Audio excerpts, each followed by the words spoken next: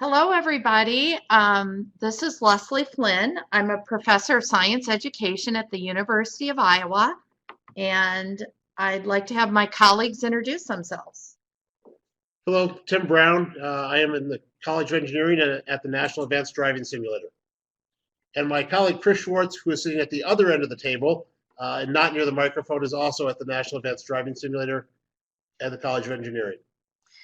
And what we'd like to do today is talk to you about some outreach and engagement opportunities that we have combined to do together around K-12 education around the theme of transportation. So the Safer Sim Transportation Center here at Iowa and the STEM Innovator Program that's run through the College of Business, College of Education, and College of Engineering at the University of Iowa.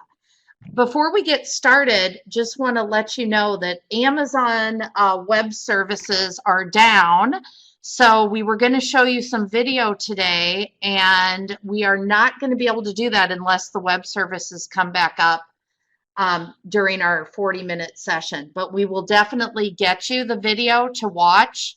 And that video is of some high school students trying to solve a transportation problem, which would be kind of the ultimate goal of our outreach work, is to have kids working on solving problems that are important to them and their community, one of which is distracted driving.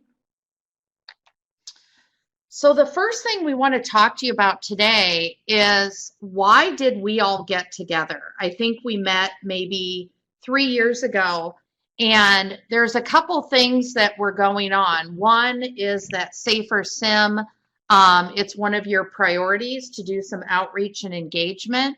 And simultaneously across the nation, STEM education, this whole idea of STEM education exploded. And STEM, the acronym, stands for science, technology, engineering, and math. And one of the things that has happened is that we know the STEM job growth projected into the future is outpacing the job growth of other non-STEM fields. So right now it's 7%, 6 to 7% for non-STEM related fields. And as you can see, computer, math, science, those are well outpacing. In addition, the average income for graduates at a university or two-year college is far outstripping those for non-STEM majors. So the country has been very interested in how to grow the STEM pipeline and to keep retaining students. Data that's come out from multiple institutions across the country are reporting about 45% of their first-year students are dropping out of STEM majors. And this is troubling not only in Iowa where we are, but across the country and across two-year colleges as well. So what we've tried to do is look at ways to retain STEM talent, especially diverse talent, and come up with some ideas on that for you to think about today. Another driver for us in Iowa, and for many of you across the country, is that your state legislators, your economic development groups, are trying to get higher ed involved in STEM. And for us here at Iowa, we're part of the Iowa Governor's STEM Council. And our region, the University of Iowa, partnered with Kirkwood Community College to promote STEM across the state. And also, I would mention that with our College of Business, we are really looking at this as an economic driver for Iowa because we want to retain our STEM talent. And so we feel that youth are very interested in STEM careers in transportation. They're really interested in looking at transportation problems and for creating products to work in transportation. So that's why we also partner with our Entrepreneurship Center. All right, so other drivers for our work is that research has informed us on why STEM classes are successful. So the first thing I'd like you to do is think back to a STEM class that you had, and how would you describe that? And some of you may want to put in some chat comments. Well, here's what the research says. For the majority of Americans, they found their STEM classes boring. They didn't see any relevance to their life. They didn't see how this would help them. Now, I'm probably not talking to the correct audience here of all STEM researchers. Our next thing, this is how you may have felt. What classes did you really enjoy? Well, what the research tells us is that for students who did not participate and become STEM industry professionals, they described their best memories of STEM classes as being in elementary school. And those experiences were where they were working on a team, they were going on tours, they were solving real life problems, or they were involved in a competition on a team to advance. So for example, some of you may have students or children in Science Olympiad, Project Lead the Way, First Robotics. So some of this we're doing a really good job at in education, but unfortunately a lot of those opportunities are after school programs. And so our work is that we wanted to figure out a way to bring some of the excitement of STEM into the regular classroom. And this isn't just an idea that the University of Iowa National Advanced Driving Simulator team came up with. We have new national next generation science standards that are saying it's absolutely crucial for students to engage in solving authentic problems in areas that they care about. Simultaneously, national organizations that are inform national policy like STEM Connector are all coming out with the same recommendations. Let kids study in a way of something that is important to them. And so, of course, transportation, especially for middle school and high school, is in the forefront of their mind. So here is our definition that we work for STEM education. So I'm going to give you a minute to read this because this is a lot richer than the descriptions that you may have thought of when you just thought about it in silos of science, technology, engineering, and math.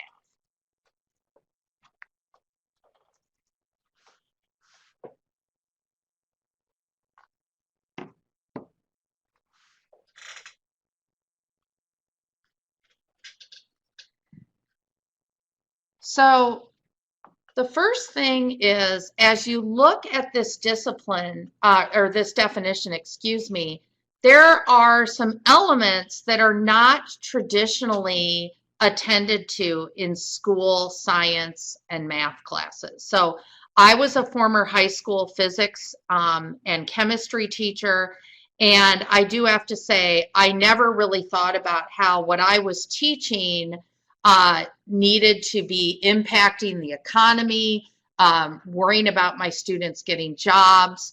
I certainly really wasn't trying to authentically bring community partners into my school and work with their research. At the most, I would have a scientist come in and maybe talk. And also, I never looked at my chemistry class as needing to be interdisciplinary.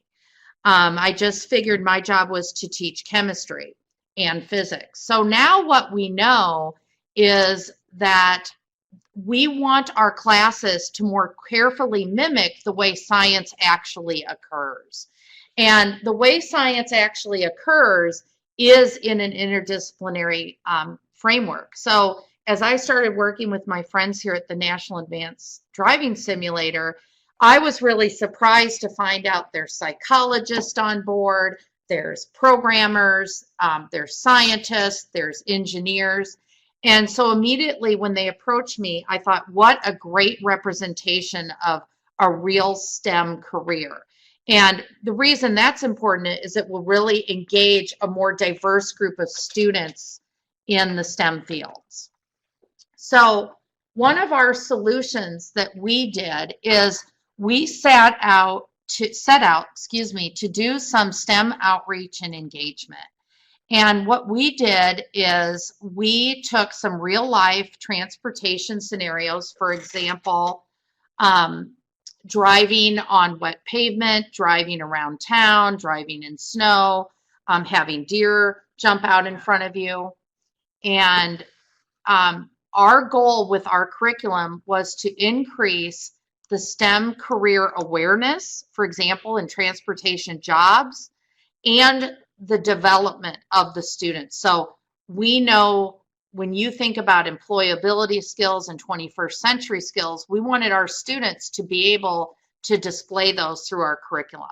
We also knew that if we were going to have teachers add in this curriculum to their already crowded curriculum, it would have to attend to several national standards.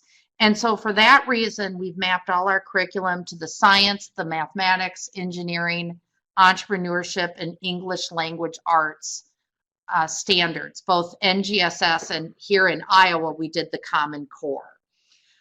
We also know that we wanted our kids to have an opportunity to engage in innovation and entrepreneurial thinking.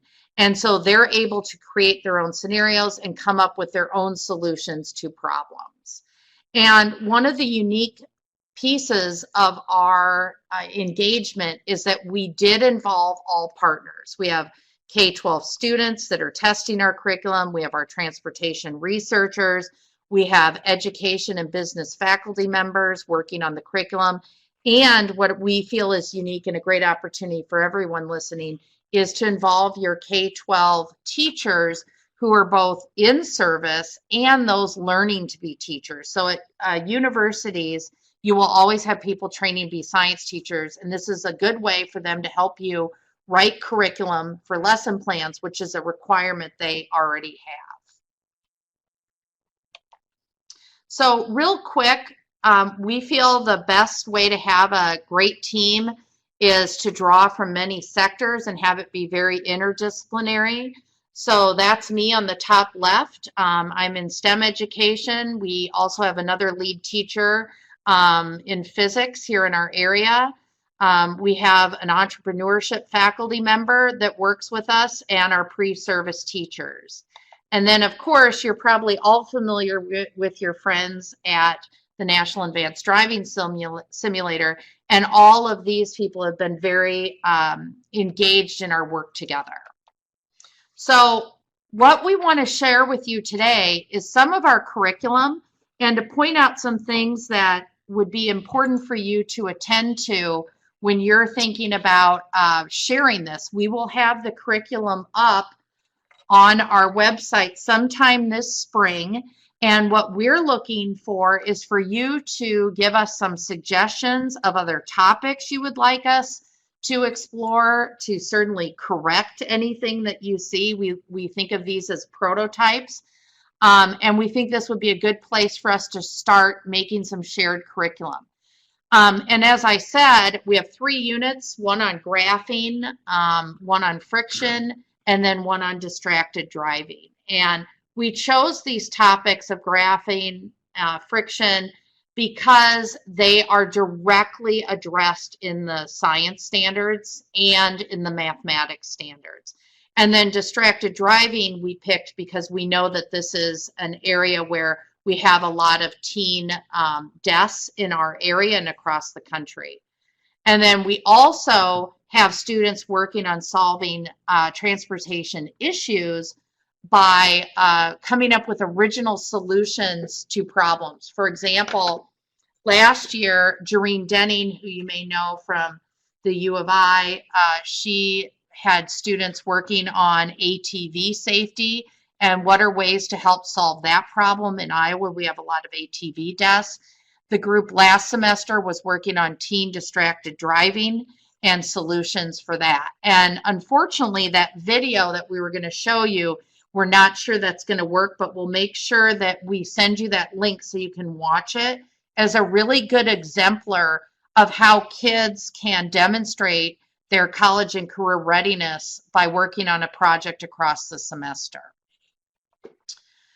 Okay, before we share the curriculum, we want to let you know that we prototype our curriculum by sharing it with teachers, and we held some professional development conferences and let them test out the curriculum and work on our mini driving simulators that go along with the curriculum.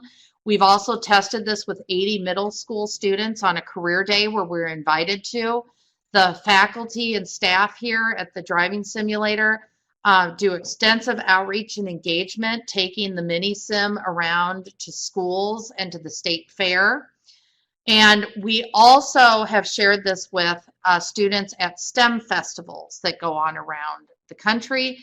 And then, of course, all our pre-service science teachers here at the University of Iowa are working on the curriculum.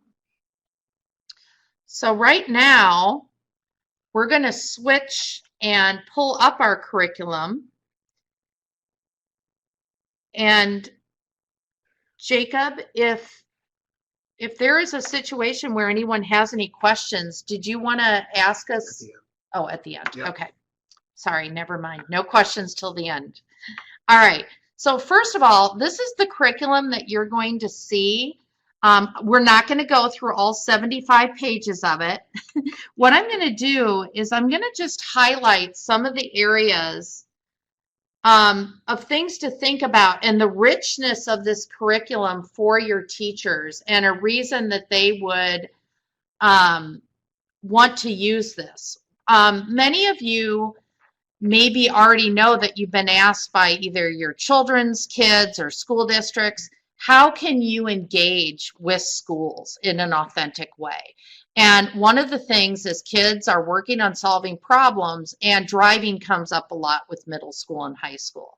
So what we like to do is give some teachers this curriculum to get the kids engaged, and then they can move forward from this. So if you take a look, the first thing we do is we have all the standards and benchmarks so that the teachers can easily see how this fits in. And we have 3 units for you that you can share. One is, like I said, on graphing. And within the curriculum, we always start with a probe where we figure out where the kids are currently. We have teacher notes, we have activities, and and then we have additional English language arts worksheets that they can work on. So I'm going to fast forward through here so you can see the different type of lessons here in graphing. And then we move on to friction, which gets into a little more advanced middle school and high school. Then we have where they can do their simulation driving day and final assessments that the teacher can give them.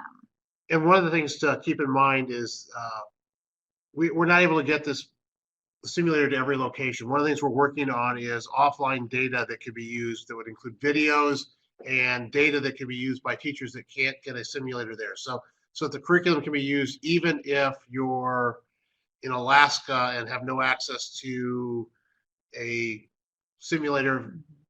You can still use it with your kids by showing the videos, having them go through everything, and still getting the same content out of it, but using downloaded data from other kids that have gone through it. That's a great point, Tim. So one of the things that we're going to be working on this semester is getting that simulation data to match the video.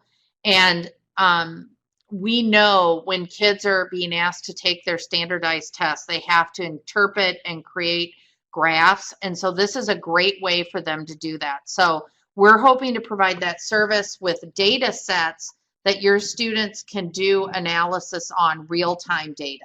And we want to have those data sets differentiated. So we'll have some that the data is pretty clean, and then we can have some that the data is a little messier, that would have some outliers. And so that's a great way to differentiate between middle school and high school.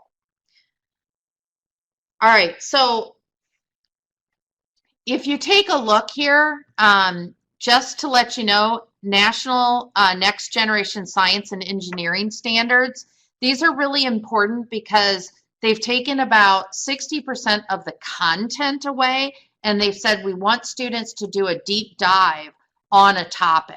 So when they're learning friction, when they're learning graphing, you would say in a thematic unit, well, let's learn all this through, for example, driving and transportation. So this is a perfect unit for that. And then just so you're familiar, even though we have Iowa core standards, these are the common core standards that exist in many of your states. Most states are switching to NGSS, but I just wanted to let you see that. So you can see within our first two units where we talked about friction and graphing, we have covered a substantial amount of standards.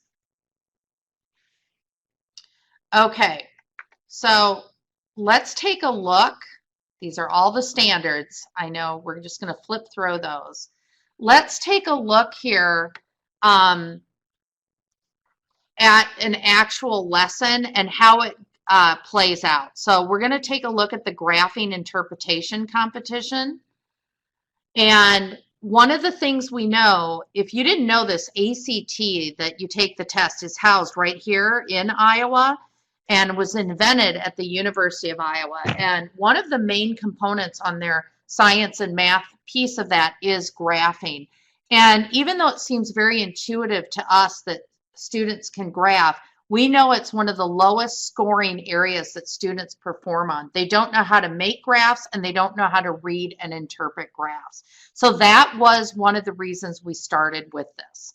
So what we want to show you is the first thing is the teacher will get kind of what the grade is, how long it will take, what activity attends to, sort of the standards that they're going to get to.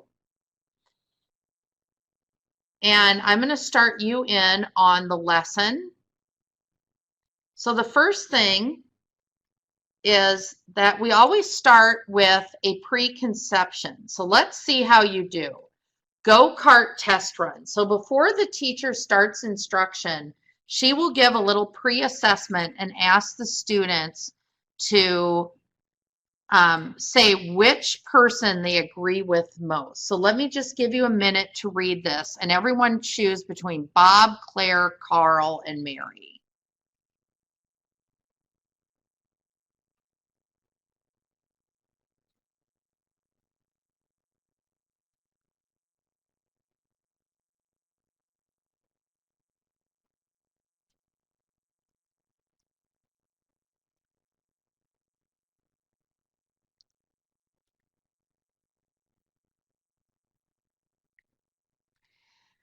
Once the students choose the person that they agree with most, they have to explain why. And so in Education 101, we would call this a preconception. We want to know where the students are before we start instruction. And we chose this item. This is an actually nationally tested item because 70% of all middle school students and 45% of all high school students got this question wrong. So I'm going to quiz my colleague here, Tim, to see if he was reading. Tim? I think it's Carl. It is Carl. Good, Tim. Okay, so the most correct answer is Carl, right? And the confusion comes here that students do not understand that this means that they have stopped. They think they're still just slowing down. So what we do at the beginning of each lesson is find out where the students are, and then we provide the teacher an explanation of why the answer was Carl and why the other choices would be chosen by their students, so that the teacher knows kind of where to start the instruction. Okay, so as they go through, we do this, and then we move on to an activity. So we know where the students were, and then we start to move on to some activities. And This first one is that we want students to create position versus time graphs. And they're going to set up an experiment to do this and do this on the floor, start going through this. They're going to do this by just walking and pacing out themselves. And this one, we provide an actual data table to differentiate this. You could ask them to set up their own data tables to make it a little more challenging. We ask them to graph. And then they're going to move into some of the more difficult concepts for kids, like velocity. And we start talking about that they have had a real experience with the data by doing this. And they go through and they're getting into the reason we're doing this velocity and acceleration. These are the concepts that they're going to attend to in the driving simulator when they drive the simulator. And then, of course, we have complete teacher notes about how they do this. We also have how that they would be scored on this. All right, so what you can see here, and I apologize for the formatting, is that we keep going through the data to do this. I'm going to slip out of this for a second. Yeah, good. Let's go back to the PowerPoint real quick. Okay. So what you end up having is we have scenarios then where children can then explore what they're doing in class with real driving simulations. Okay, this one was actually taken from our distracted driving unit with some middle school students. Here is a teacher recording data. So this one was where the kids were texting and not texting. And of course, then they're having a discussion about what they just did. So let's take a look real quick here at another piece of the curriculum. So we had briefly talked about Unit 1 graphing, and there is 3 major lessons in that, same with friction. With the distracted driving, you can see the simulator on the screen there. We have multiple. Tim, do you want to talk about the MiniSim, the different setups? Yeah, I can briefly talk about it. From a simulator standpoint, you could use most any simulator to recreate the scenarios that we're using. We have them, and they're available for anybody that's using the MiniSim if they want to make use of them. We're willing to share those out to our colleagues who have those simulators. We're also willing to share out videos of it for people that want to try to recreate it to use on their simulators. We used a relatively simple MiniSim configuration with a narrow field of view and a dashboard and just a simple steering wheel that attaches to a table. Makes it very simple for taking it to classrooms. Most any classroom you get to, we can configure it so that it works.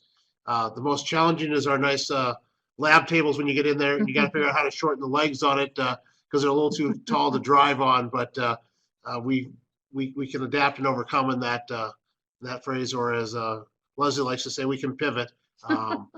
But yeah, the simulator configuration makes it really nice to have something that travels. We can also make use of it here on our larger sims, but a nice simple desktop mini sim is perfect for being able to provide the students with the experience they need to interact with each of these lessons.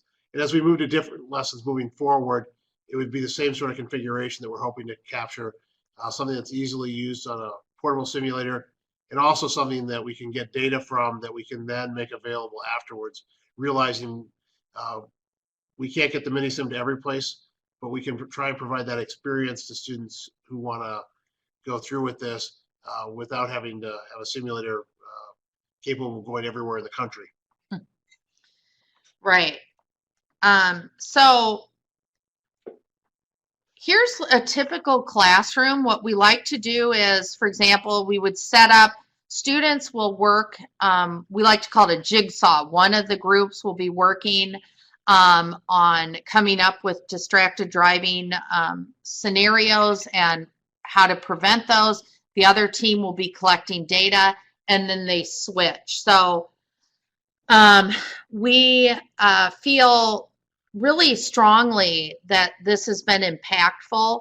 All of the students that we have worked with and the teachers have been extremely pleased with being able to have the opportunity to work on something that was so real to them. They were coming up with different ideas. For this one, we had done texting and driving, which was fun because they'd be driving and then all of a sudden they'd get a text on their phone, and we'd be having them keep driving, and then they would look at the swerving and how they reacted differently with real-time data. So it was really exciting for the students and actually the parents that have given us feedback that their kids actually talk to them after engagement.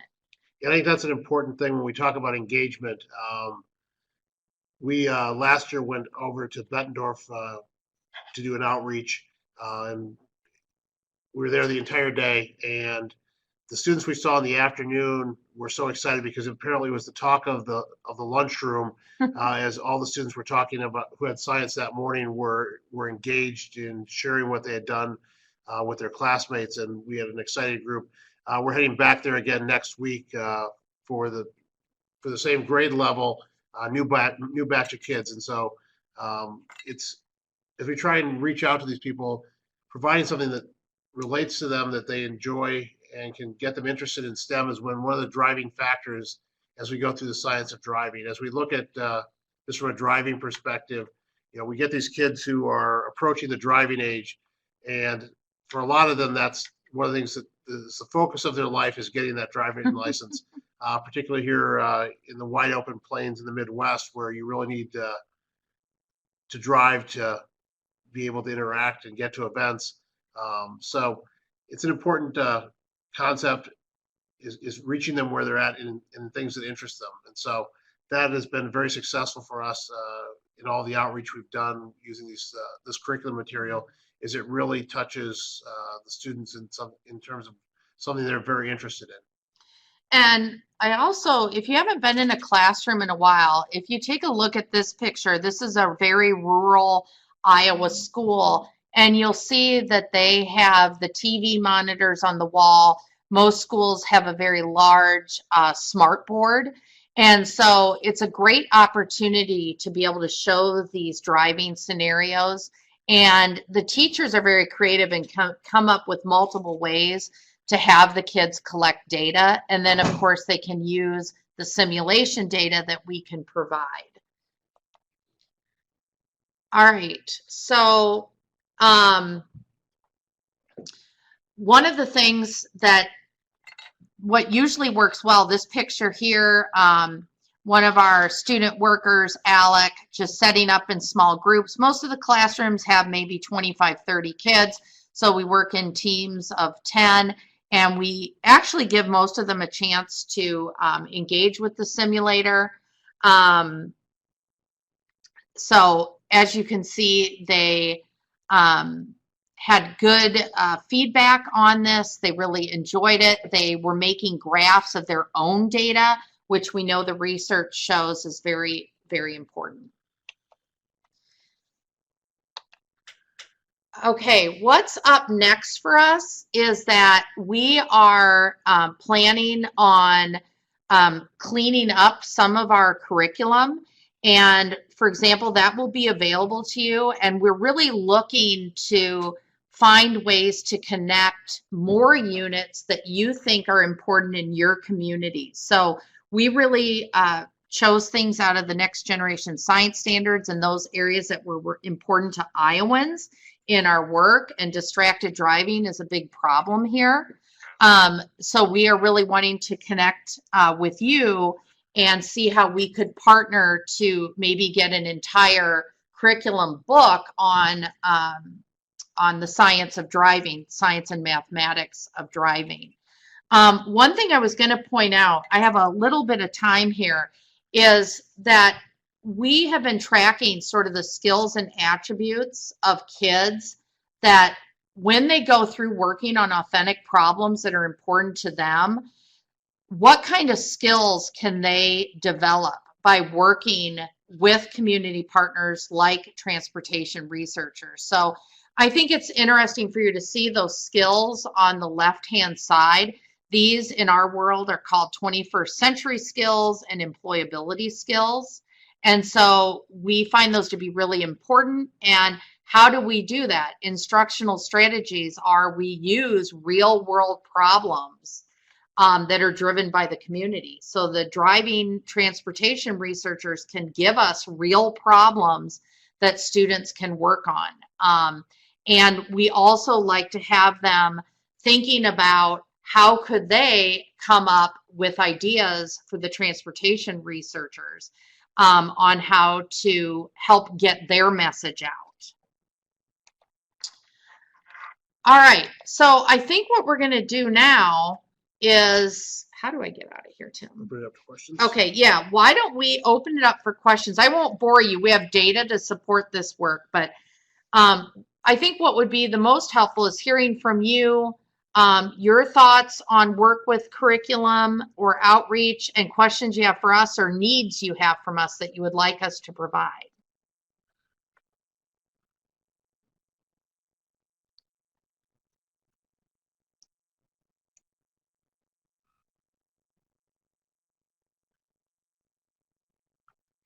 Hi, Leslie. This is Jacob.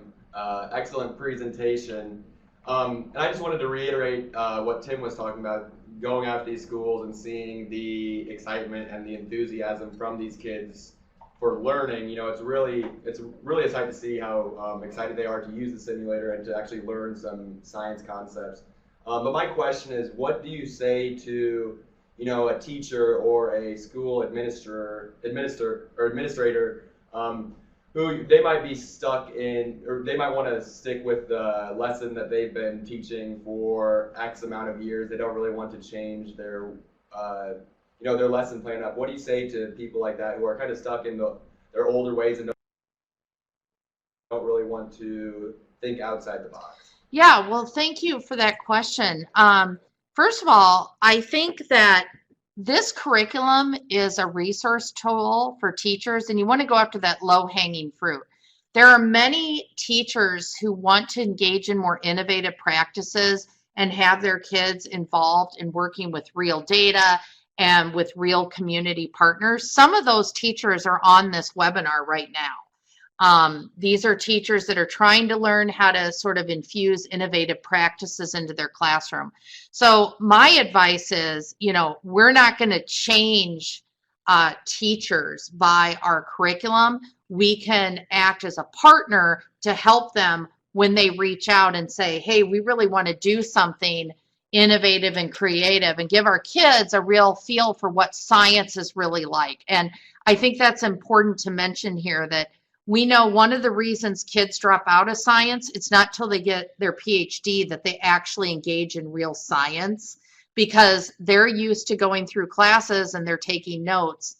And we know that that's not really what scientists do. I mean, they work on a team. So this kind of work is teamwork. And I think the best way to get teachers to change practice is to see success in the classroom next door.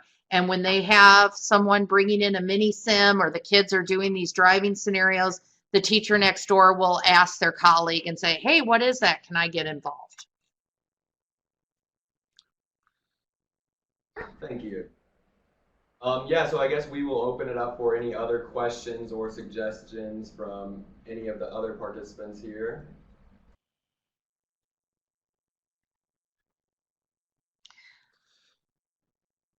I would love to know if there's any other topics that our colleagues would love us to explore with their areas of research that we may want to incorporate in future curriculum units, especially, you know, regional interest.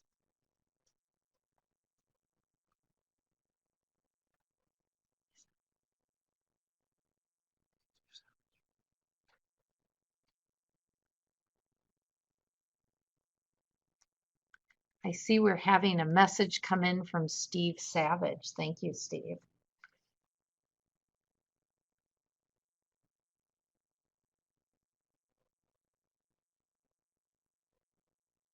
Also, if any of our teacher friends here in Iowa are listening, we'd love to hear your thoughts on getting a connection with Transportation Center here and how you might get kids involved in this work.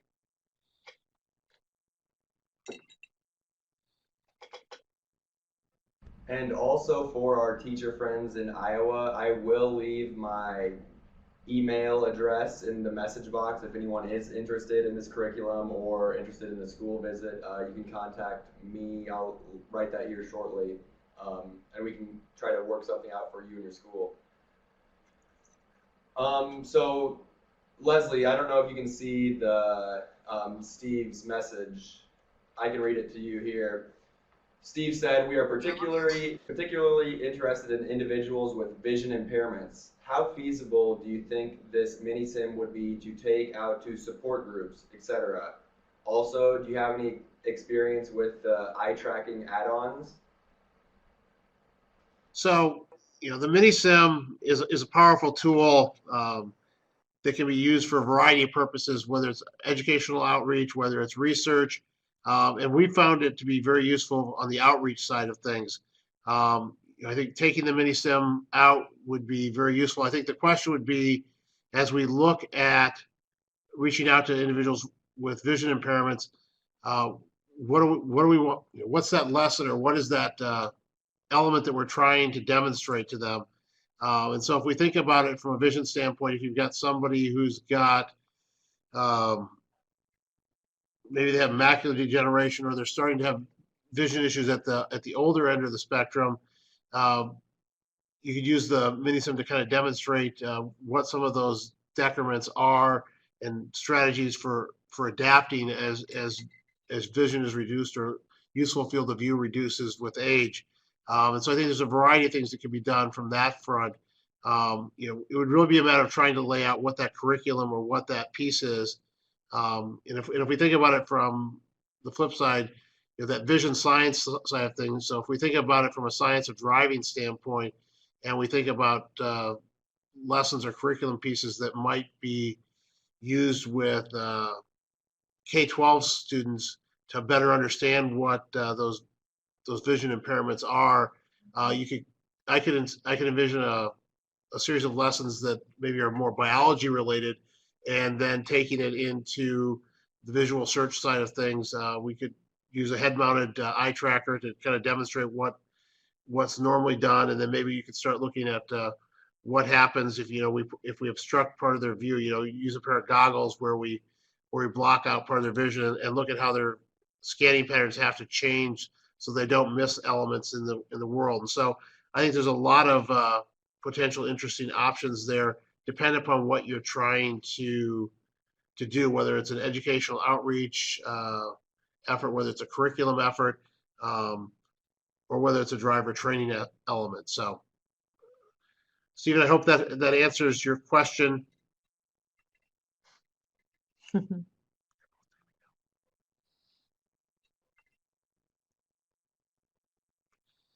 Glad to be of service, Stephen. If you've got additional questions, we're more than happy to follow up offline as well. So.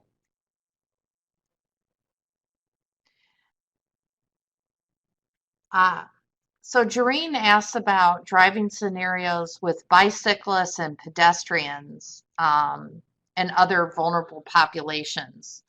That definitely has been coming up here in Iowa as a very serious problem, I'm sure, around the country, and one that the students have mentioned in our class already. And do you want to talk about, is Alec going to be, what we're trying to do is curate all of the different ideas you have to add in some of these additional scenarios. Yeah, and our goal is to try and add a science of driving element, a curriculum element every year as we go along. And so that's kind of our plan moving forward. But Jareen, I think that as we look at the pedestrians and bicyclists, I think the visibility issue, again, if we go more toward, if you think about it from a more of a biology standpoint, so we often think about science of driving from a physics standpoint, but you can also think about it from a psychology standpoint, from a biology standpoint. And so I think you could look at things like uh, conspicuity. How easy is it to detect the driver from the background? You could look at things like detecting motion. So if a pedestrian's walking, how easy are they to detect versus if they're standing stationary, or if they're walking away from you versus walking perpendicular to you, and you get into that element where your body is detecting things that it's automatically looking for without you having to necessarily process it. So if we get somebody who's in camouflage walking across the environment, they're detectable in their movement, whereas if they're standing stationary, you might not be able to pick them out just because your brain is looking for those motions that seem to resemble human motion. And so I think you've got that side of things. You could also go into the physics side of things in terms of demonstrating their motion, their ability to stop. We could do elements on friction and whatnot, expand that as well. But we can definitely expand the curriculum to explore how interaction with other road users is involved. And the nice thing about that is you can also, while focusing on the core science side of things, it also helps explain safety things. As we looked at the friction element, we didn't talk too much about that today, but that gets it. There's a nice pure physics aspect of that, which is stopping distance, but that also has a safety message, which is, what? I better drive a little slower and be prepared to take longer to stop if I'm driving when the road is wet or icy. And those takeaway safety messages are also integrated in there as well.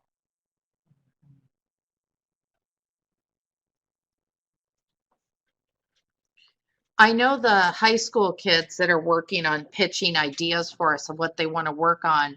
Don Marshall here at the National Driving Simulator had put a really compelling U-shaped graph up for our students and said all of the deaths and accidents are occurring in that bottom, up to like 20, and then the upper age of 70 or older. Yeah. And so our students were really interested in how to use simulators with those populations, and they want to use those in those populations, but also with their grandparents. A few of the kids said that they know their mothers and fathers are wrestling with how to tell grandma and grandpa that they shouldn't be driving, and wanted to know if the driving simulator researchers had done work on age and reflexes time, and vision would come into play. So it was they were really interested in a lot of the biology of aging as well. So we have that on our list.